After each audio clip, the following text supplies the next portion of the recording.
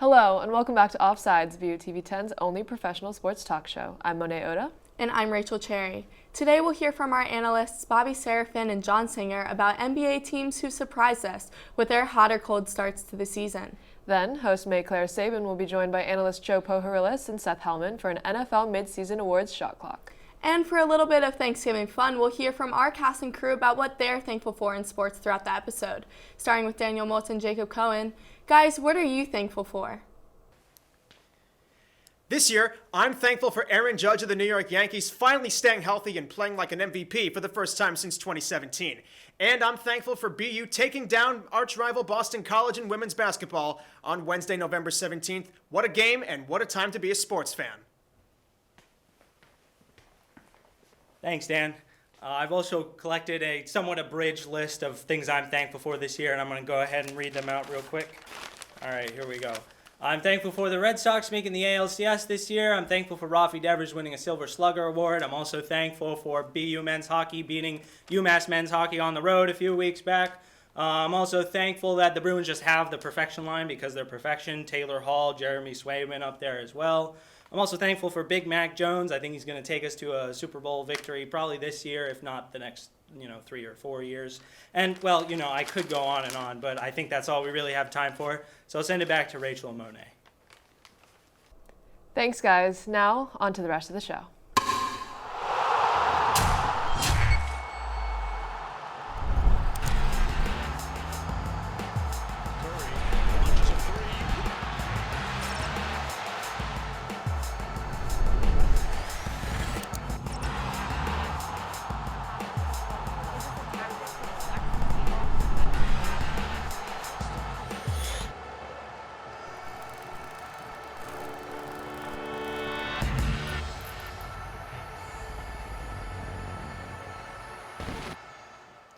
Thank you, Monet and Rachel. I'm John Singer here alongside Bobby Serafin, and today we're going to be breaking down some of the biggest early surprises from this NBA season, from teams like the Washington Wizards, Chicago Bulls that are exceeding their expectations, to superstar players like James Harden and Anthony Davis that are falling short of theirs. Let's dive right in. Bobby, what team has been the biggest surprise of the season so far?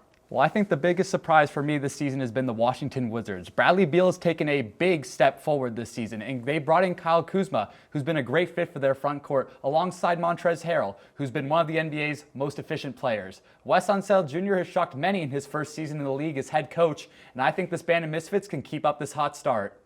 I'm not so sure about the Wizards, Bobby. However, if Kyle Kuzma can keep up his signature look, no-look passes coming, maybe the sky's truly the limit for this squad. My biggest surprise so far is James Harden's lackluster start to the year for the Brooklyn Nets. The former league MVP and 9-time All-Star is averaging just above 20 points per game while struggling to reach the free throw line. The Nets will need Harden to return to his MVP-like form if they want any chance of competing for a championship this year. I also feel that Kyrie Irving has really left the Nets hanging here. There seems to be a lack of depth with this team, and it's punishing them. KD can only do so much to carry them, but I'm not too worried about the Nets right now. I agree with you there, Bobby. That's despite Harden's struggles, the Nets remain at the top of the Eastern Conference. Other preseason favorites, however, like the Los Angeles Lakers, have been plagued by injuries. However, I don't believe it is time to press the so-called panic button with approximately 80% of the season remaining. What are your thoughts on the Lakers struggling so far? This season is still very young, but you have to make note of the early season woes for this team. For the Lakers, the biggest factors for me are LeBron James' current injury status and Anthony Davis's extended history of injury. They've tried to integrate Russell Westbrook into the lineup, but it hasn't regulated in winning basketball. I love the way that Carmelo Anthony is playing, and he will be in the running for Sixth Man of the Year. But when you're relying on Talen Horton-Tucker for big minutes, you've got some issues. With how deep the Western Conference is, it's hard to see them making a deep playoff run. I'm going to hold on to my faith right now that any LeBron-led team for as long as I can, but some of their recent lineups late in games have looked baffling, and I agree that not all the puzzle pieces seem to be fitting. On the opposite end of things, aforementioned teams like the Wizards and the Bulls have made great strides in improving their rosters. As a Chicago sports fan, I obviously hope that the Bulls will be able to maintain their winning ways. Do you think the Bulls can carry on their winning ways for a whole season, Bobby? Well, for me, the Bulls are really putting the league on notice this season, and I feel like a lot of people expected them to be this good due to their active offseason, but they're really exceeding expectations, sitting third in their conference. As expected, DeMar DeRozan has fit in seamlessly with this squad, currently sitting fifth in the entire league in scoring while forming a formidable 1-2 punch with Zach LaVine. Defensive stud Alex Caruso has helped turn their unit into a top 10 defense, while Lonzo Ball has somehow become one of the league's best shooters. There's definitely a lot to like in the Windy City right now, Bobby, but in my eyes, the start that the Golden State Warriors and sharpshooting superstar Steph Curry have gotten off to is also worth noting. Klay Thompson and James Wiseman will be back in the mix soon, and they should see increased production from first-round picks Jonathan Kuminga and Moses Moody. I'd be on the lookout for the Warriors to package the aforementioned rookies for another star player at the trade deadline, and that'll do it for this NBA surprise team breakdown. But before we keep going with our show, Bobby, what are you thankful for this holiday season? Well, I'm thankful for having fans back in the stands, and it's really created a great atmosphere. And I'm also favored of Dak Prescott. Thank you for him, and how about them Cowboys?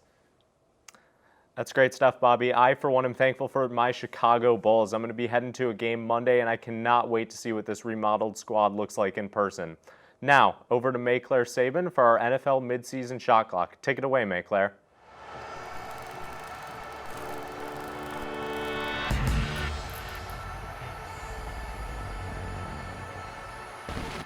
Thanks, guys. All right, everyone. Welcome back to another edition of Offsides Shot Clock. But this time, we're not tackling basketball. Today, we'll be focused on the NFL. With teams ramping up for the Super Bowl and veteran players waiting for some well-deserved accolades, we've got a lot to cover. Today, I'm joined by analysts Seth Helman and Joe Pohoryles, who cannot wait to tackle these questions. Seth and Joe, as a reminder, you're going to have to answer 5 questions with 25 seconds for each one. Whoever's answer is better is awarded 1 point. The analyst that comes out with more points wins bragging rights until our next episode. To kick us off, Seth, who do you think has been this season's most valuable player? Well, Mayclaire, I'm going to have to go with Dallas Cowboys starting quarterback Dak Prescott. We weren't quite sure what we were going to get from him coming off of that gruesome leg injury that he suffered last year, but he's come out and been absolutely stellar. He's got over a 70% completion percentage, putting him at second place behind just Kyler Murray, and he's in top 4 in touchdowns this year. I think that he's been outstanding, and the Cowboys are a serious contender for the Super Bowl because of his leadership. I'm going to have to go with Arizona quarterback Kyler Murray. The Cardinals are playing in a tougher division than Dallas, and they're still doing just as well record-wise. And Murray himself is statistically as good as any quarterback out there. Top 10 in passing yards per game, top 10 in touchdowns, and he's a dual-threat quarterback that pretty much every team needs to be successful. We saw how the Cardinals were without him when they lost to Carolina pretty badly last week, and he's got to be the pick. So I'm going to have to disagree with you both. Tom Brady's definitely been MVP, and he's going to be it again. Brady hasn't missed a game, and he's thrown the most passing touchdowns and third most passing yards. Meanwhile, Prescott and Murray aren't even the top 3 for either of those rankings. However, between the two, I'm going to side with Seth and go with Dak Prescott. Kyler Murray already missed 2 games with an ankle injury, and it's unknown how well he'll be able to perform the rest of the season. Meanwhile, Dak Prescott just got his wide receiver, Mike Gallup, back, and he's also just served an impressive 40-point blowout against the Falcons last weekend. So, Joe, who do you think is going to be the offensive rookie of the year? Well, it's got to be Cincinnati wide receiver Jamar Chase. He's 5th in the league in receiving yards and touchdowns and 3rd in yards per catch. I mean, when it comes to wide receivers as a whole, he's one of the best in the league this season. When it comes to offensive rookies alone, it's Jamar Chase by far. He's turned the Cincinnati Bengals into a fearsome offense. He's added an extra element as a stretch receiver that can go down the field and added a whole new element to that team. I mean, clearly I'm going to disagree here and go with Mac Jones. Mac Jones has been outstanding all year long. Now, granted, there are some things that he could improve upon, but he's leading all rookie quarterbacks in yards, in touchdowns, in QBR. He's got a 70% completion percentage. That's not just best among rookies. That's 3rd best in the NFL. Mac can improve as the season goes on, but he has been far and away the best rookie in the entire class this season. I think those are both great picks, but I'm going to have to go with Jamar Chase.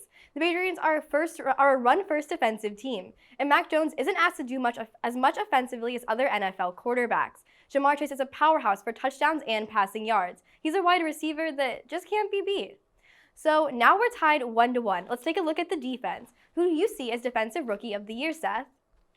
Well, I'm going to pick Azeez Ojulari. He's got 5.5 sacks going into Week 11 of the NFL season, which has him tied for the lead on his team. Now, the Giants' defense was abysmal last year. They've been better this year, and having Ojulari on that defense on the edge has really improved them, and I think that they'll get even better going forward. I don't know how you can pick anyone other than Micah Parsons on Dallas. He leads all rookies in sacks with 6, and he's a linebacker. He's far and away the rookie tackle leader, and Dallas was a bottom 5 defense last year, and in large part due to Parsons, they're now a top 10 defense in points this year. It's got to be Micah Parsons' defensive rookie of the year. No other question.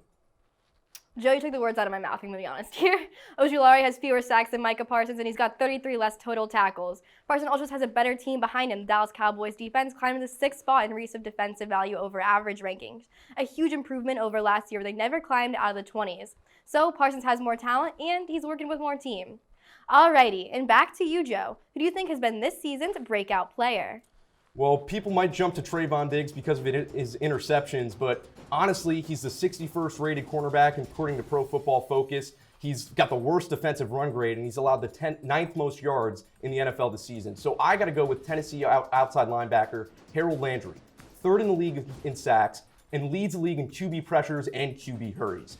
It's a contract year for him. This is his big breakout year to get that money, and he's actually good at his position overall.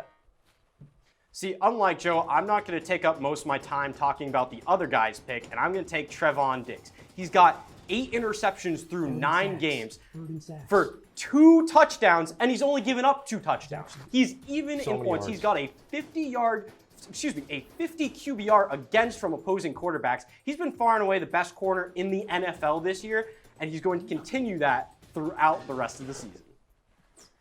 Yep, sorry, Joe. Seth got this one in the bag. Trayvon Diggs has got more receptions by himself than half of the NFL teams. He has undoubtedly become one of the premier corners in the league, and teams don't even want to throw at him anymore. Like I was saying earlier, the Cowboys defense has been hot this season, and they're only getting hotter. Alrighty, we're 2-2 going into the final. Who's going to take home those bragging rights? Seth, Joe, are you ready for the final question? Who deserves Coach of the Year? Joe, take it away. Well, I got to go with a familiar favorite for anyone locally here, Bill Belichick. I mean, the Patriots, you look at their cast on offense, they've got not great receivers. They paid a ton of money to Jonnu Smith and Hunter Henry, who are at best average tight ends. And they've got a rookie quarterback at the helm. All things coming together, they didn't have the supporting cast on paper to be successful this year, and they got a winning record. Obviously, Tom Brady's got the Super Bowl. He's got the bragging rights for now, but Bill Belichick's done a great job with limited support. Hey, you know what, Joe? I like the Bill Belichick pick, but you know what pick I like better? Cliff Kingsbury. The Arizona Cardinals have been outstanding all year long. They've shown themselves to be one of the premier franchises in the NFL. Cliff Kingsbury's head has been called for ever since he took the job in Arizona, but he's managed to win games this year, even without his best wide receiver, one of the best in the entire NFL, and who you picked to be the midseason MVP in Kyler Murray. Oh man, this is a toughie. But Seth, Cliff Kingsbury and the Cardinals have the best record this season, and they've been on this trajectory for a while. Bill Belichick and his precious Patriots were never supposed to do this well under a rookie quarterback. And Joe, you've made some great arguments. I can definitely see the start of another Brady-Belichick relationship between Mac Jones and the veteran coach. But I'm going to have to go with Kingsbury this time around. And you just can't beat that history and record. But I can't wait to watch Jones and Belichick continue to grow over the next few seasons. Despite our differences, with Thanksgiving coming around the corner, we have some things we're all thankful for. For me, I'm so excited to see my twin sister, Emma, at the next Wake in Boston College game next Saturday after Thanksgiving. And then Joe and Seth, what are you guys thankful for? Well, I'm thankful for Alex Ovechkin's health, and knock on wood, hopefully it stays so that his performance as he's on a goal-scoring tear will continue and he'll eventually break Wayne Gretzky's record. Well, Claire, I'm thankful for the Red Sox not winning the World Series this year. I would have been through a personal hell if they had somehow managed to pull that off, so I'm very glad that the Stros managed to beat them. Alrighty, Seth, you're the winner, and feel free to talk a little smack to Joe for the next few weeks. Thank you both for some great arguments, and we'll see y'all next time on The Clock. Monet and Rachel, back to you at the desk.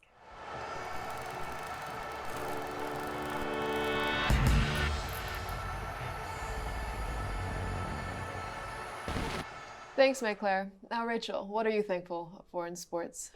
I can tell you I'm not thankful for the Ravens losing to the Dolphins, but I am thankful for Lamar Jackson. How about you? Well, I'm thankful for the recent Washington football team win over the Tampa Bay Buccaneers and that TJ Oshie is set to return to the Washington Capitals very soon. That's all we have for this Thanksgiving episode of Offsides. If you're interested in joining our team, please email us at offsides@butv10.com. Also, be sure to like our Facebook page and follow us on Instagram and Twitter at Offsides10. On behalf of our entire cast and crew, thanks for watching and have a great night and a great Thanksgiving.